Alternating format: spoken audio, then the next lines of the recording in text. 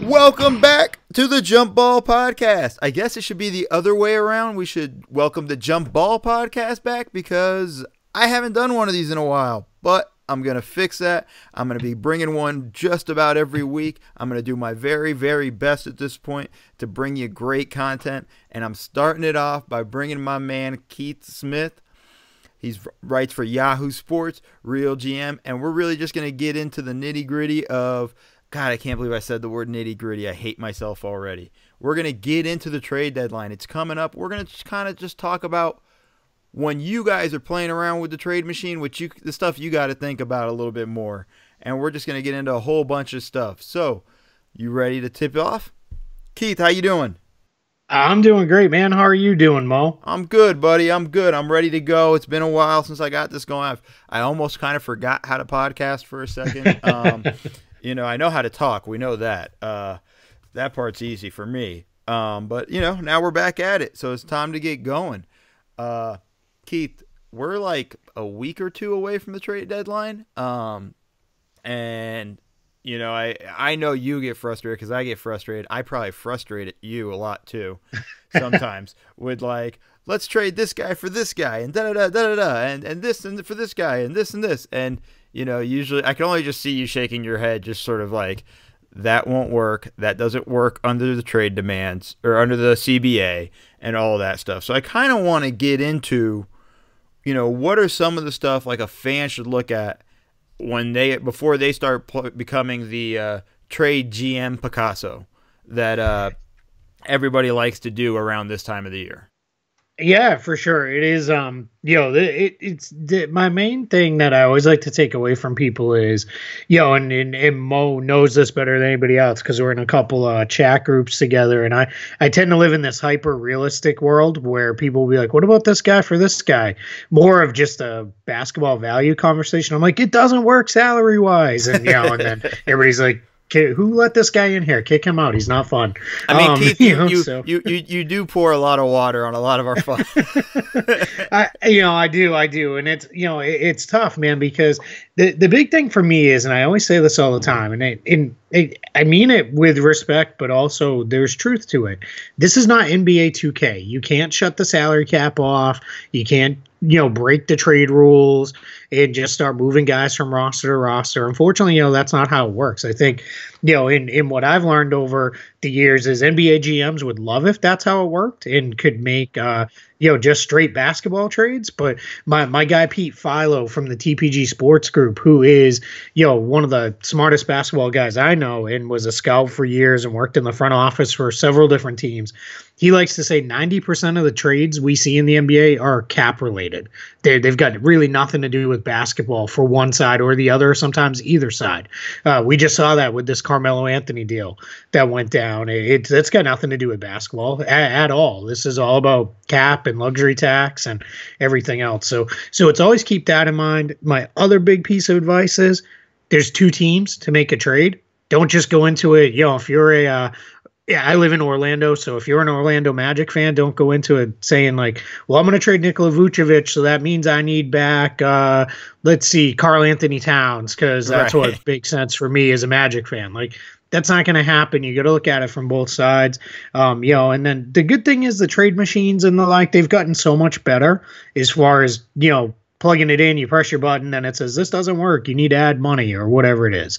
That's pretty cool. I think, that's a, fun tool to use. It's, you can, who knows how many, productive hours a days I've wasted on those things, running through that. But those are the kind of big things that I, always kind of keep in the back of my mind about that stuff. And then, if you want, we can go in more depth to how teams actually look at it and evaluate trades and all those kind of things, because that's what I think a lot of fans really miss. And I think people forget how long it takes for these things to come together too. Yeah, and I want to touch on a few points you mentioned. One, you got to always ask yourself, why would this team make the trade? And not, why would Minnesota trade for Vucevic?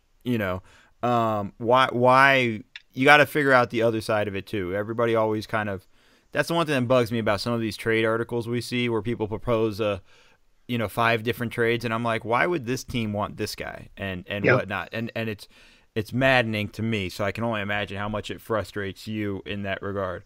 And then also, Yeah, if I can jump in on yeah, that real quick, one of the coolest things is, we're kind of like, I grew up in this world is on the Real GM message boards, which are like super in depth. There's topics about every team and every imaginable thing related to basketball. But the board I obviously gravitate to and love the most is their trades and transactions board, and there is a rule on there that whole board is designed around, hey, I thought about this trade. What do you guys think about this? And you throw your trade in there. But the number one rule is, if you're going to post a trade in there, you have to post why each team in the trade would do the trade.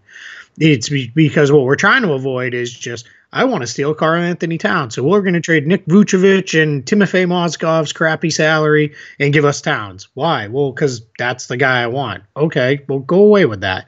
And the moderators on that board do a great job of doing that, and that's how I really try to approach anything. Whether that's kind of where my mindset came from, and then as you get to know folks around the league, they'll even tell you, like, you don't waste another executive's time by calling with something that they're going to say, no, why would I do this? Go away. Especially at this time of year. Nobody's got time for that kind of nonsense. So sorry to cut you off, no, but I wanted to jump in with that. You cut me off. You're the guest, man. You get to cut me off whenever you want. I don't get to cut you off. That's kind of the different deal there. I still probably will do it because I'm an idiot, but that's a whole other story. It's all good, man. And the other thing, too, is just like, man, 95% of the trades we hear about or stuff that are discussed, like, never happen. Like, I don't think people understand how hard it is to make a trade. And then it gets even more complicated when you add a third team or a fourth team, as we saw with the whole Witch Brooks fiasco with Memphis and trying to figure out. I mean, that was weird just in the sense of, like, you would think all three teams would get on the phone together, but it can get complicated and more convoluted with the more guys you add and whatnot. It's really difficult to pull off a trade. It's not as simple as, like, I like this guy, you like my guy, let's just swap them. There's a whole lot more that goes into it. Yeah, there absolutely is. I think what people forget with this is, even when, we'll hear the reporting after, a lot of times, whether it be Woj or Mark Stein or Shams, it's, you'll hear this trade came together really quickly. But that's all relative. It might mean this is not me and you making a fantasy football or fantasy basketball trade. We are not the ones kind of sitting down here and just saying, like, let's, throw this back and forth over, a handful of texts or whatever. Even quickly might mean it came together over the course of a week. And I think people forget too, NBA teams talk constantly. It is almost a constant checking in, and it's and especially at this time of year, it's let's break this one down. All the reporting tonight on Tuesday night is it's Mike Conley and Marc Gasol are out there on the market. So guaranteed, that's out there. But why it's out there is because they've probably been listening on those guys for the last week or so, and they might have been shutting teams down. Teams might have been calling and saying, hey, what about Gasol? And they might have been like, nah, we're good. We're sticking with this. Now, all of a sudden, they've lost 5-6 games in a row or whatever it is. And they're like, all right, things don't look good. He doesn't seem happy here anymore. What are we going to do? How do we make this work? And all of a sudden, it really starts, being one of these things that hits almost like a full free fall. And you really start to think, like, all right, how do we get this thing, figured out? And these teams are, constantly talking, and it might start with a conversation about Gasol. And then next thing you know, you're talking about, like, well, hey, would you guys be willing to move Ivan Rabb? Because, this is a bottom of the rotation guy for you. He's not really playing, but we have a need for a big, and, maybe we can make something work. And that's how this all starts to come together. And I don't think people, fully recognize that this is more than, it's Danny Ainge isn't jumping on the trade machine, plugging in trades, and they're like, oh, cool, this one worked. Let me call the team and saying, hey, I made this deal. You guys want to do it? Like, right. They've already had these conversations. And the other thing is, a lot of times it's the lower level guys in the organization. It's the assistant GMs. It's the cap guys. They may be kind of, starting this process, and it always goes to the GM to kind of close the deal and figure it out. And then obviously the owner gets roped in before anything is finalized and done. That's even with, again, Danny Ainge, he's probably got as much leeway to do whatever he wants as anybody in the NBA. And they're not going to, but he's not just going to make a deal all on his own, right? He's going to have to do it with the backing of the Celtics ownership. So that's the other thing I think people forget. The day where it moves quickest, obviously, or 2 days, trade deadline day and NBA draft day. That's where things, because you're facing a clock there. The rest of the year, you kind of take your time, but it's all built off of conversations. Nothing comes out of thin air. It's all been building towards this out of other conversation been having at other points in the year. Right, and the big thing too is those key conversations of you kind of, especially the lower level guys, kind of gauging who likes who on your team. Who do you like on my team? Who do I like on your team? And it's kind of like intelligence sort of going back and forth between these guys, and you keep track of it. You kind of, I knew a guy who used to literally type up a word a word sort of document, had a Word document, excuse me, I can't speak anymore. Had a Word document that would kind of recap a lot of his conversation, whatever he could remember from conversations.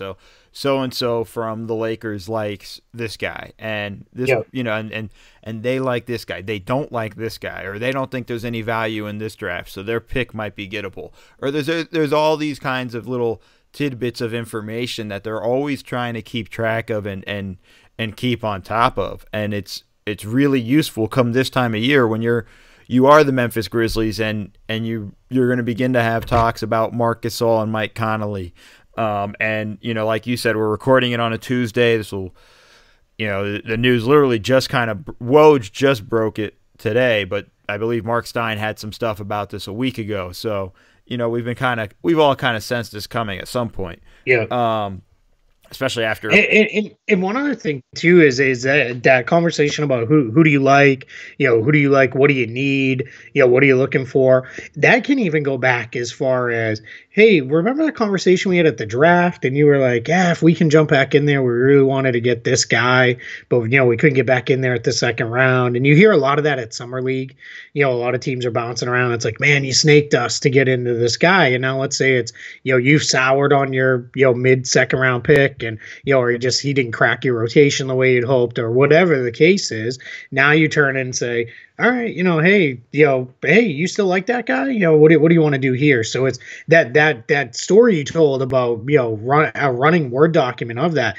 I know of, a lot of different examples. Some of them it's, I have a notes app on my iPhone that is, Lakers called about, player X, and we told them no, but now we're in a different world, and it's, I always kind of laugh of, it goes back to, Mo and I share an affinity for the movie Draft Day, which by is the way, kind of funny. By the way, right? it was on. It is on right now on. Oh my god! On the Independent Film Channel, and I have it paused so that when we're done, I'm going to go back to watching it. You know what I love though? I love the line in that is, "We live in a different world." We did this morning, right. And it's so true, right? Because it's one of those things where you look at it and it's we see it as Memphis lives in a different world than they maybe did a week or two ago. They were, I'm not interested in Gasol or Conley. We're building this thing. Look at this. We're a playoff team. 2 weeks later, hey, Gasol, Conley, what do you guys want to do? You guys interested? So that's one of the. I often think back to that movie, which is maybe someday over the summer we should do a full. We'll rip off the ringer and do like a rewatchables on draft day or something. I'm in. Just because I'm in. No one loves that movie like me and you, man. Like, listen, it's a great movie. I don't care what anybody says. I'll fight anybody about it. It's a great movie. There are a lot of great points in that movie that you can relate to sports. And you know what? That's a good idea. I'm gonna put it in my running Word document. There we go. of ideas, and we're gonna get together maybe at Summer League, sit down and kind of do that. That's a good idea. I like it, Keith. I'm with you on that. Now that we're completely off the rails and away from what the podcast was supposed to be about, like a typical basketball podcast. That's it, man. So you had mentioned, like, if you can quickly kind of break down how do teams evaluate trade offers that are coming in and things like that? Yeah, so the big thing that is the big number one takeaway I've had and learned over the years is a good general manager will take a trade idea from anybody. It doesn't matter if it's, his assistant GM, if it's the cap guy, if it's a guy in the video room, somebody has a good idea. You're going to listen to it because sometimes these other guys, they're the ones who think outside the box. And sometimes the less close they are to it, the better. But the big thing is if you're going to bring that idea, it better work. It better be legal, because the last thing you want to do is come in and say, hey, we should swap. If let's say you're the Orlando Magic, we should swap, DJ Augustine for Mike Conley. Well, okay, we'll throw in Jonathan Isaac in a first round pick. Now, that sounds good, but that's nowhere close to being legal because it doesn't match salary wise.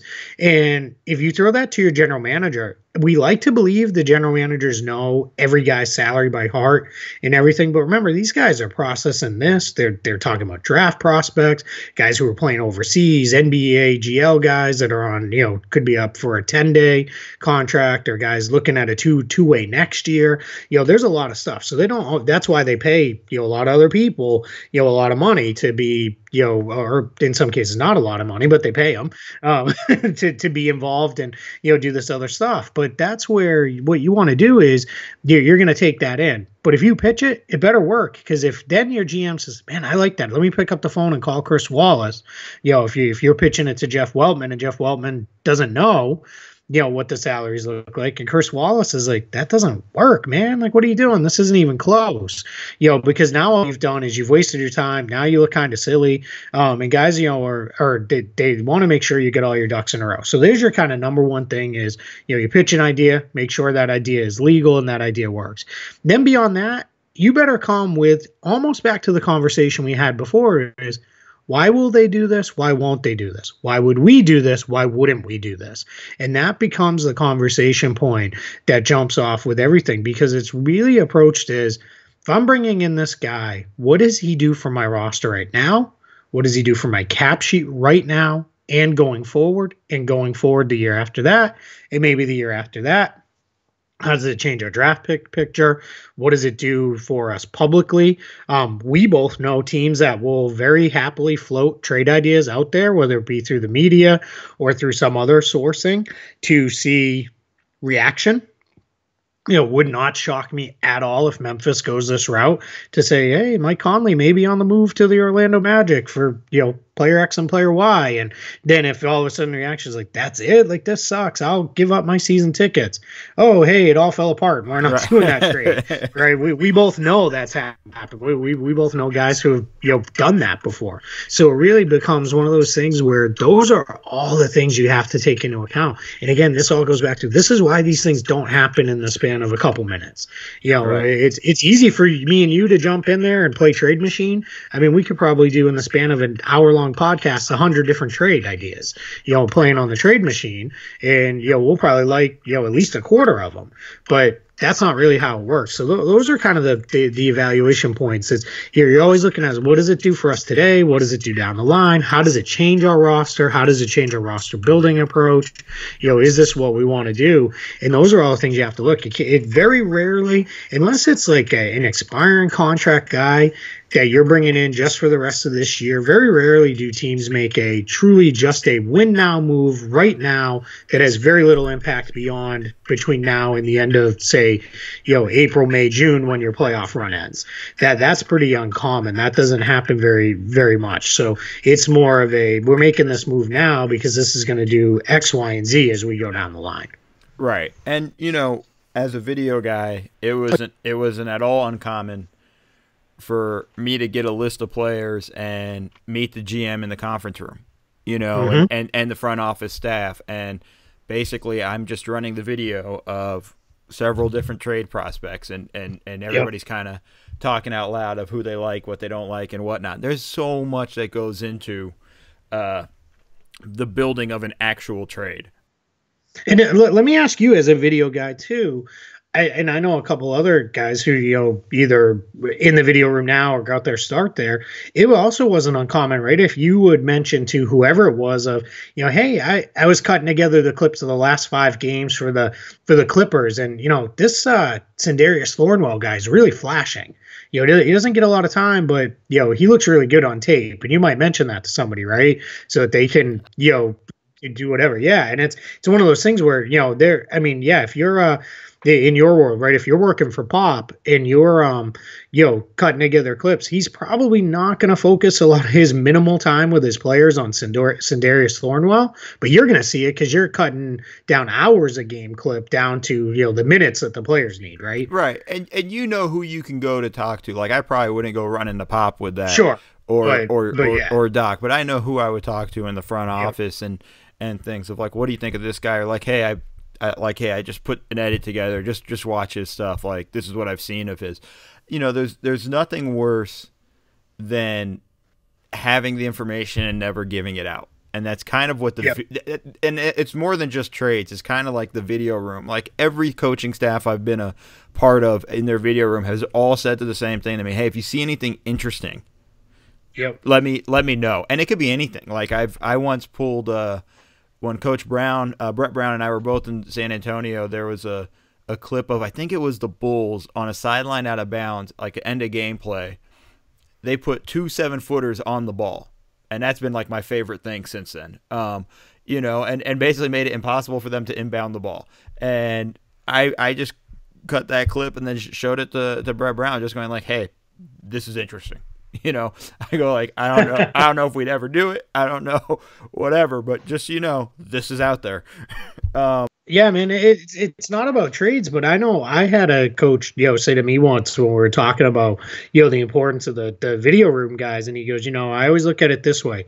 When I ask for something, they better give me whatever it is I asked for. But if they give me more, that's cool. And his response, which, has always stuck with me, is I've got a fast forward button or I've got the skip button. If whatever they sent me, I'm like, I don't think there's anything there. I can get past it. So you better give me what it is. But he also said, I never skip it. He goes, because they see stuff that I just don't see. He goes, or I'm focused on something different. And he said, the amount of times this stuff comes to me, and this is what it is. And I think that's the thing.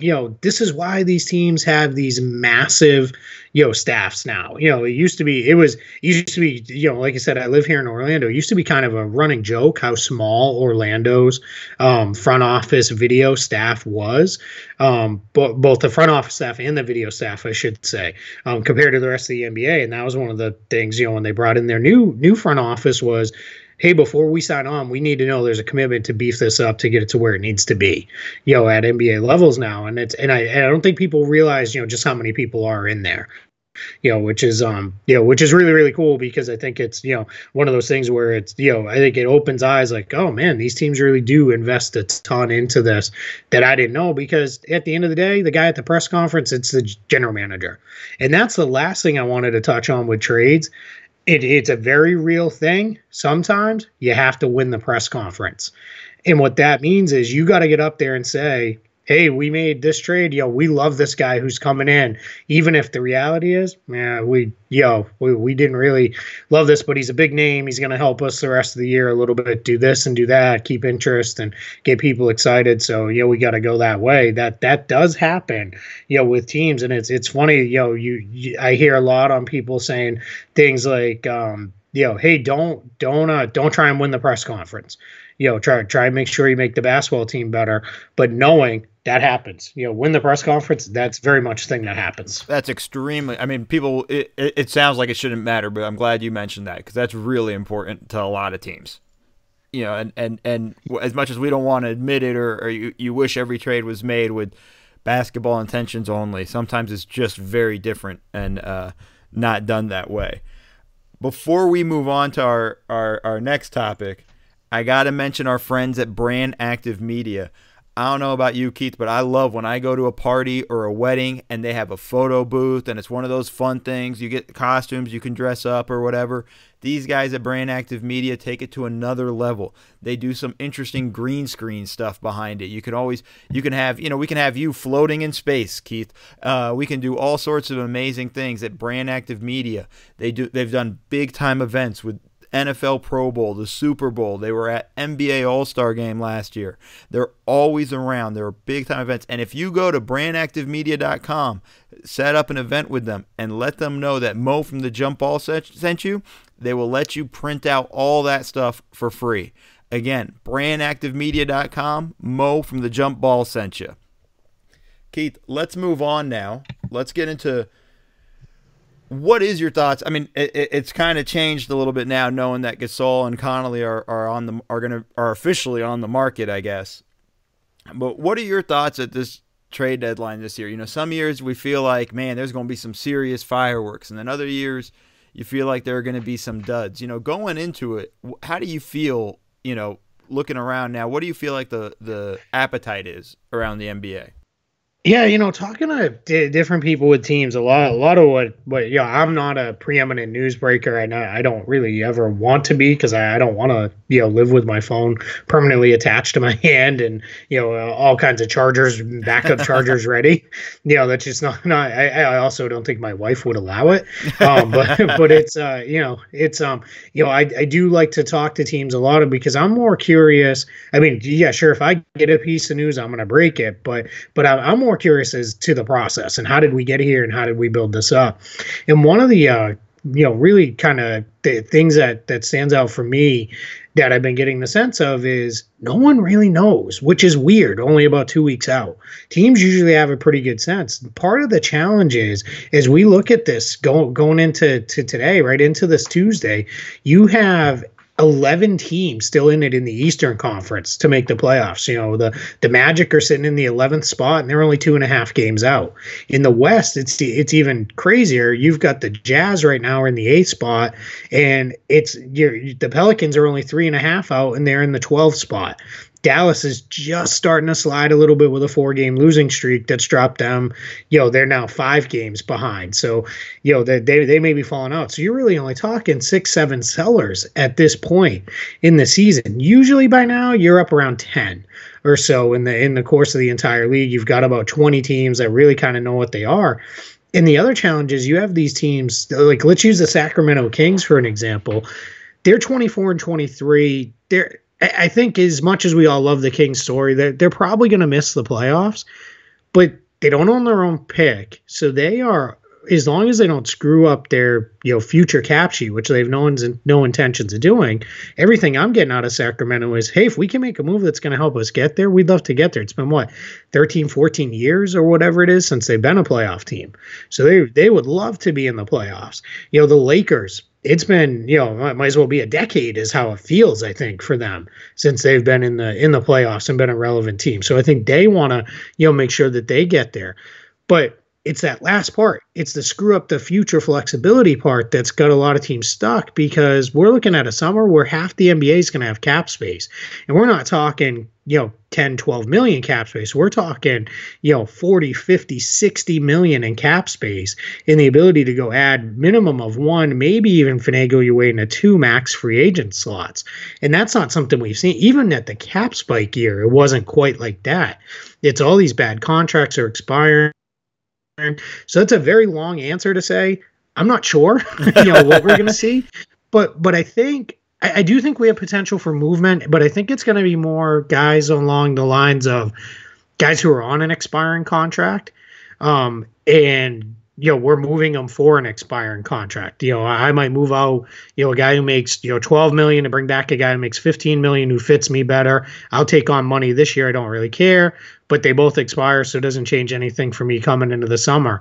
But what's going to happen is some really smart team, and this sounds like this is where the Atlanta Hawks are, is, hey, Houston Rockets, you got Brandon Knight sitting there on your cap sheet, and I know he's owed $15 million or whatever it is for next season. Yeah, we'll eat that, in exchange for Kent Bazemore. I'm just throwing that out there.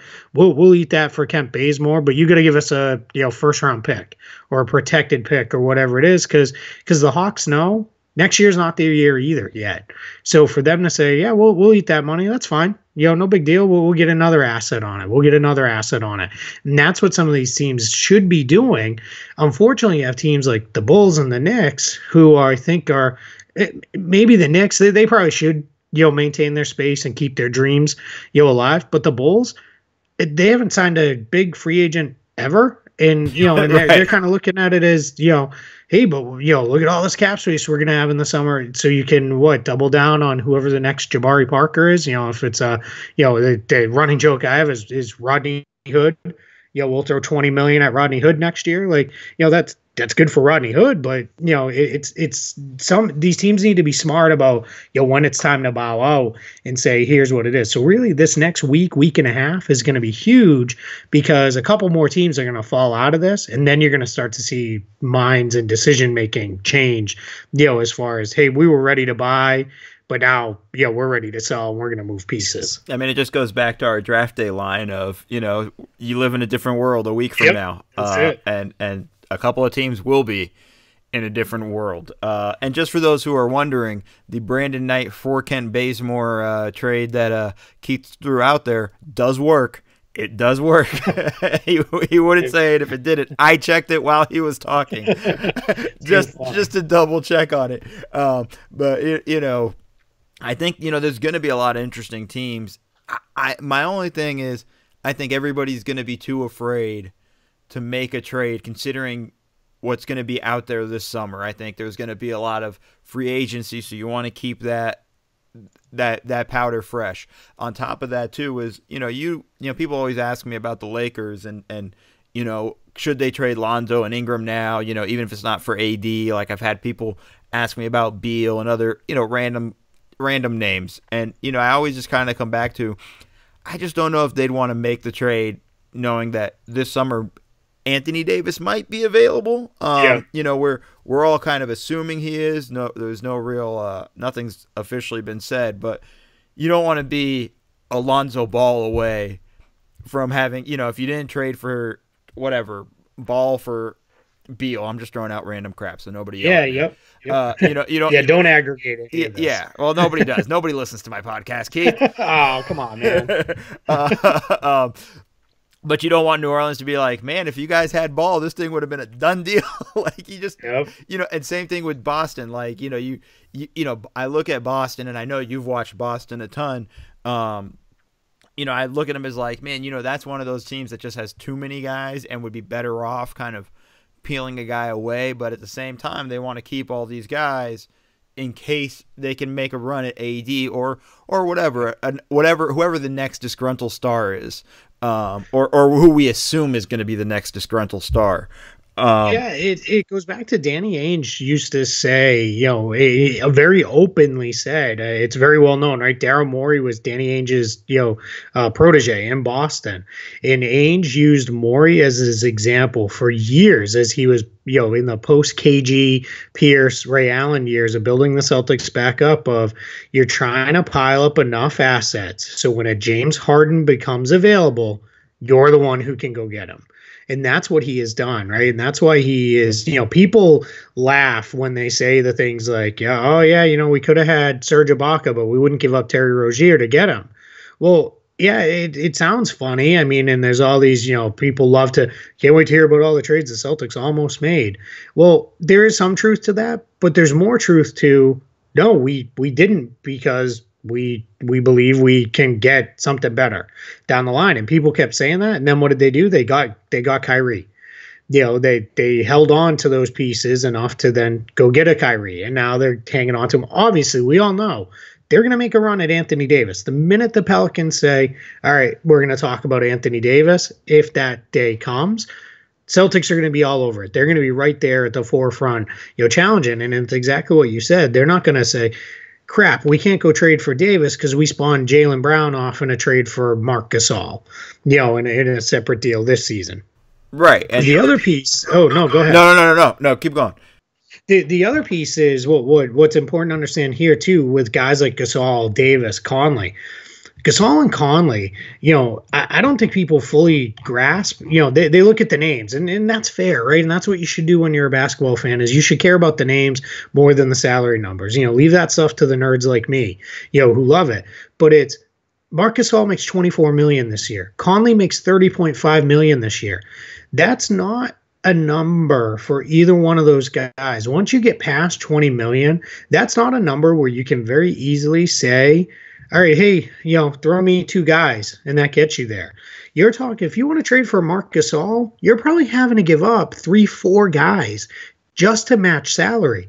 Now what you have to do if you're the front office is you got to go to your coach and say, we got you Marc Gasol. And your coach is probably like, yeah, Marc Gasol, I love that guy. I can't wait to work him in. What did we give up? Well, I gave up one of your starters and 3 of your key bench guys. Right. Oh, wait, what'd you do? Right, man, you ruined my whole rotation.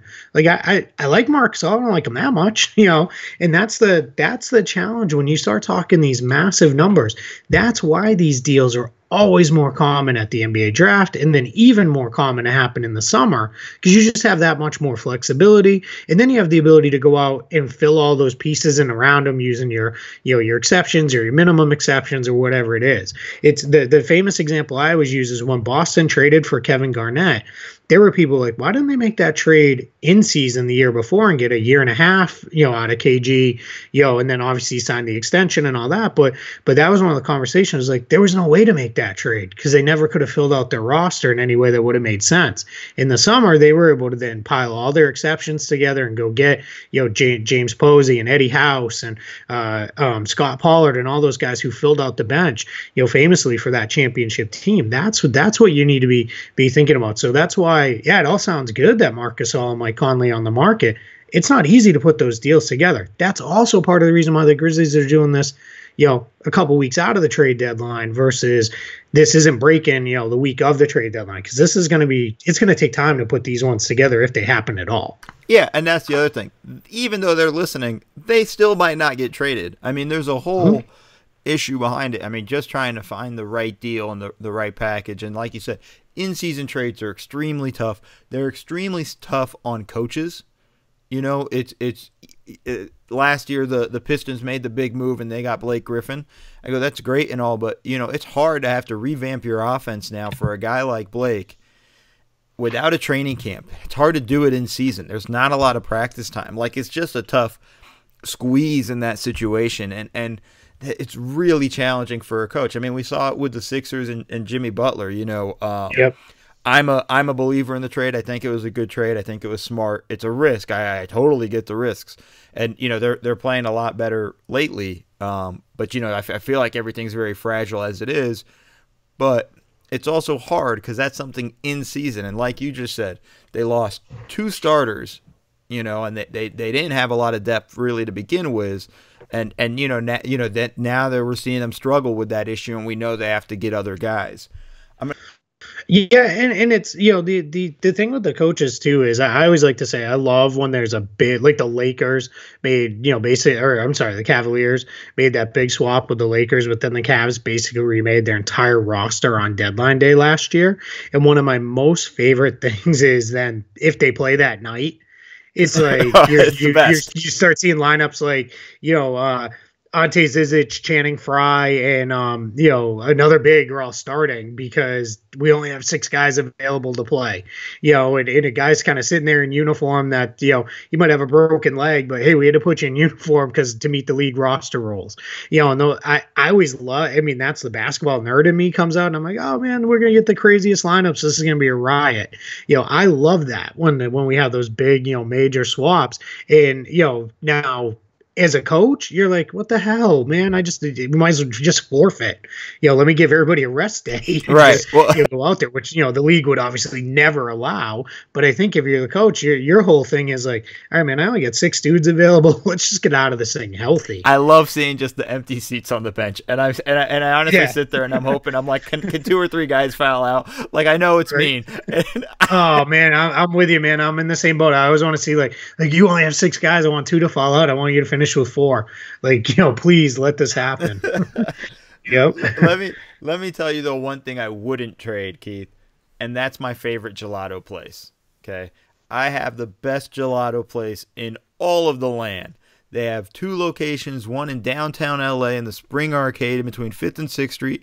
They have another one on 3rd and Beverly right by the Grove. It's called Uli's Gelateria. And listen, it's fantastic. You can't go wrong there. I was just there a week ago, and let me tell you, it's amazing the flavors they have. I had olive oil, I had a scoop of olive oil gelato and speculoos cookies, because speculoos cookies is kind of like the Mo go-to, but they had so many flavors: banana white chocolate, They've had sorbets. They have stuff. If you're vegan, they have vegan flavors. You really can't go wrong. And let me tell you something else. The people are amazing. The staff is just awesome. They'll be patient. They'll let you sample everything. You know, it's just, you can't go wrong. Uli's Gelateria. I'm not trading them for anything. AD, LeBron, whatever. The answer is no. Do not call. I highly recommend, if you're in the LA area, you got to check out Uli's Gelateria. Mamo, I'm gonna go get. I don't have a gelato place close by, but man, you made my mouth water. I'm gonna stuff some ice cream in there when we're done recording. I think. I think you have to at that point. You know. Yeah, that's it, man. You made it sound great. Oh, I kind of want to go back now. You know, I'm just reliving in my head the thought of the scoops I had the other day, and I'm like, man, I need to go back again. There it is. And I could talk about gelato just about as long as I can talk about draft day. But let's dive into, what do you think the buyout market's going to look like? Because I think that's going to be bigger this year than last, or might even have a bigger impact than the trade deadline. Yeah, I'm with you. I think this is going to be an extremely active buyout market with really good names available. Well, let's start with the guy right at the top of the list, Robin Lopez. If the Bulls, right, their goal is find a trade first, as it should be. You know, I pick on the Bulls as much as everybody else does for some of the silly things they do, but they should not be just buying him out today. They should be working to see if they can get something of value back in return, whether that be a draft pick, a younger player, whatever it is that makes sense for them. But you know, that's a guy that you really have to keep an eye on. All signs are he wants to join the Golden State Warriors. My Yahoo colleague Chris Haynes reported that, and there's no doubt or no reason to doubt Chris on that. He's usually spot on with his reporting. So, you want to keep an eye on him, but really what you're looking at is start looking at the guys who have expiring contracts that don't really fit on the teams that they're on anymore. So you got Robin Lopez, but what about guys like Alec Burks with the Cleveland Cavaliers or Rodney Hood with the Cavaliers? So those guys don't make sense. If the Pistons fall out, could you see them, say, all right, we're going to let Zaza go and let him go join a contender, or if some team needs point guard help, Jose Calderon or Ish Smith. You start to have all these things that come together. So I always say with the buyout market, look at the bad teams, the New York Knicks, Enes Kanter. Something's going to happen there. I would be stunned if Kanter's on this team much past the trade deadline. I think they'll work a buyout, which will free him up to go join somebody, and he'll make, probably a pretty big impact, as a bench big, on whatever team he goes to. So those are the guys you want to keep an eye on. It's these bad teams who, if they can't get a deal done for the guy, if they're unrestricted and they're not a part of your future, you might as well buy them out. Because what you do when you buy a guy out is you curry some favor with the agent and with the player, and that's what you're looking for. You might do for the Knicks, you might do a favor and say, all right, hey, we couldn't find a trade for Kanter, so we're going to waive him and say to his agent, can remember this in the summer, when we're looking for a guy to fill out the roster, and maybe you got somebody else we're looking at, and we want to do the right thing by the guy, but it's almost got to be only expiring guys. A lot of people have been asking about Chandler Parsons, like what's going to happen there. He's got a whole nother year of terrible $25 million owed next year, so that's not going to happen. But what you want to do is you really want to look at it and say, all right, we can make something happen here. We can figure this out, because you don't want to be sitting in a situation where all of a sudden now you got all these guys, and guys are just getting cranky, and they're bad fits around your younger guys and those kind of things. So you do a guy a favor, help an agent out, help a player out, and it's going to come back to you in the end. Yeah, and it's smart in that sense. I don't think people also understand the agent aspect of it. It goes a long way. Not just even that, like finding the guy your guy goes undrafted and getting that guy into your summer league training camp and on your summer league roster and all these things. Those all play in such a high level. And there's always like one or two surprise names, right, at the buyout where you're like, whoa, they bought him out. Cleveland, like you said, has a bunch of guys that we can probably keep an eye on. The Lopez thing is going to be huge. That could change things. Although I don't know how. I might be wrong, but actually I probably am wrong. But I wouldn't know how interested Golden State would be, considering how good Boogie has looked so far. Anyways, obviously just 2 games in. maybe that changes the equation a little bit for Lopez and where he might end. Yeah, I wonder that same thing too, because I don't think you expected to see Boogie come out and look quite as good as he has. It's it's one of those where I had somebody tell me that over it was at Summer League, like, don't worry about it, man. This guy, he was never athletic to begin with, so it doesn't matter. This guy could barely jump over a piece of paper, so it's, what difference does that make? When he never, not that he didn't play hard, because I think he played hard a lot, but he never really ran hard. It's not, I think he ran as hard as he can, but that wasn't, that's like me. I mean, I go out and run and it's as hard as I can run, but that's a brisk walk for most other people. So it's, so I look at it as, these guys, throw these things out there of, don't worry about it. So yeah, so Boogie looks great. So I do wonder, but I think the Warriors, it's, the sense I'm getting is they know they've got enough on the wing. They've got guys there. Maybe if somebody else shakes loose who makes sense for them, sure. But I think they would love to add another big, and Lopez would give them that defensive-minded big. He's almost going to be their Andrew Bogut. I'll go screen, rebound, play defense, make some good passes. I'm good. I don't need to do anything else. So, the challenge is going to be the Bulls. The Bulls' first responsibility should be to the Chicago Bulls, and if they can make a trade where that makes them better to get rid of Lopez, that's what they should do first. But if we're sitting here on February 8th, the day after the trade deadline, it should be, all right, Robin, how much are you? First, the question is, of your 14 or so million that you're owed, how much of it are you willing to give back? Okay, you're willing to give that much back. All right, see you later. Good luck. Wherever you go. And that, that it sounds harsh that way, but it's really not, because both sides are getting what they want out of that. Oh, I dropped my mic. I got so excited. The one guy we do know who's going to be available at the buyout is going to be one Carmelo Anthony. Yes. Any guesses? Speaking of any guesses where he's going to end up? Man, I just have this sinking feeling it's going to be the Lakers. I tend to very much operate under the theory of when there's smoke, there's fire, and I just am really believing that there's so much smoke there, and it's at the expense of running back the tired old joke of LeBron's the GM too. I do think that there is something to if the Lakers look at it and say, all right, if he's back healthy and everybody's healthy, we're probably a playoff team, because who's betting against LeBron? I'm not even that dumb. So you want to look at it and say, all right, they're a playoff team. So what you want to do as you're looking at that is you say, all right, so we got LeBron, here. What's the harm in making him a little happy by bringing in his pal? Now you look at the Rockets, and some people are like, well, look at what happened with the Rockets. But has it really worked out that badly? They sent him home, but they're fine. There's no, it didn't, I don't think he cost them all kinds of games or anything like that when he was around. And I don't think they're bringing him in and saying, all right, LeBron, here's your buddy Melo. Now he's going to play 35 minutes a night. Like, that's not going to happen. But if you bring him in and he replaces really what you've gotten out of Michael Beasley this year, and that makes LeBron really happy, all right, cool. What's the loss? Beyond that, though, I don't know, man. I keep looking at all these teams, and it's funny. Anytime I tweet anything about them, I get, people from 15 teams saying, like, should he go here? Should he go there? My whole thing is, like, if he's willing to be the Melo we want him to be, hell yeah, he should go to the Philadelphia 76ers. He'd be phenomenal, as their backup four-man. Like, that'd be fantastic for Philly.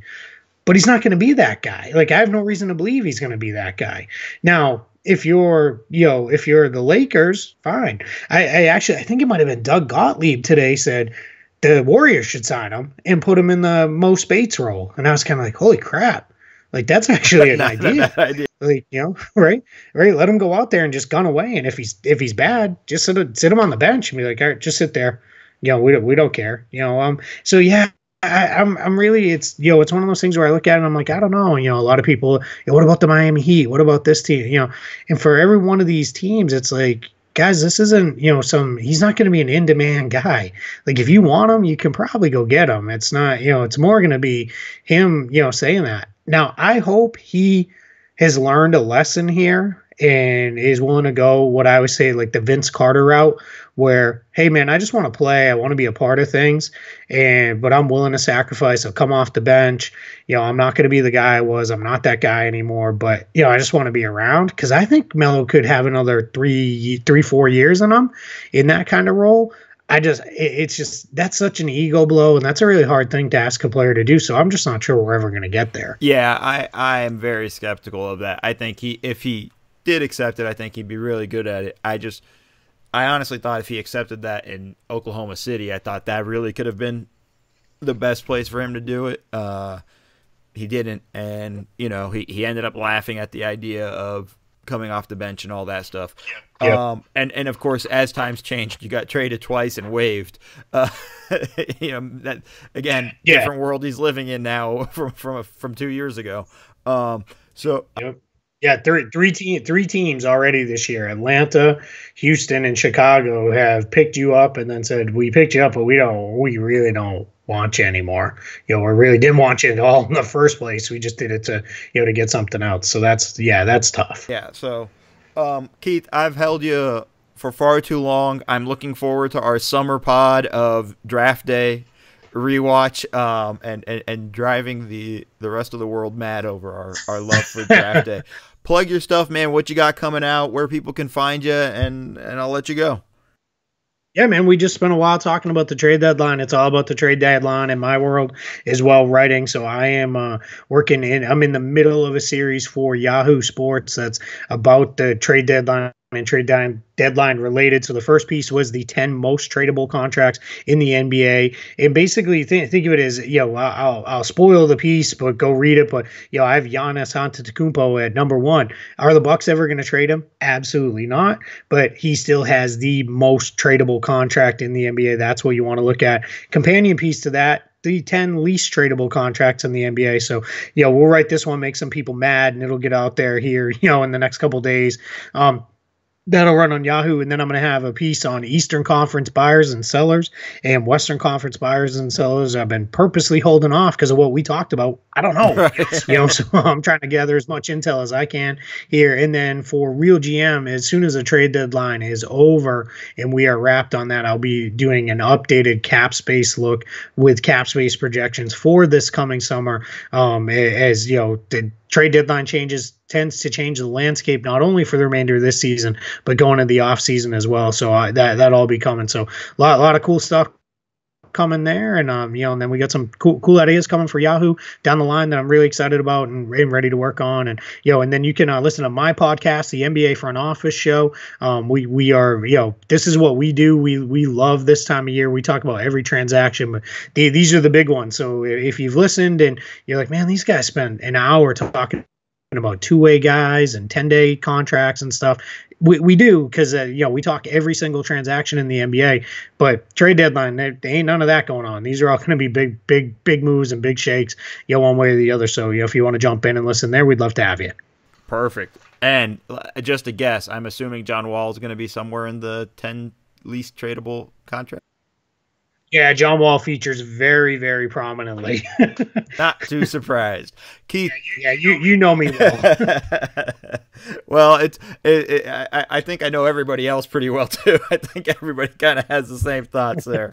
No doubt. Keith, thank you so much, man, for coming on the podcast. Absolutely, man. Thanks for having me anytime you want. This was great chopping it up with you. And that's it for our show, guys. Be sure to rate us, like us, leave reviews on iTunes, SoundCloud, Stitcher, wherever else you go to listen to your podcast.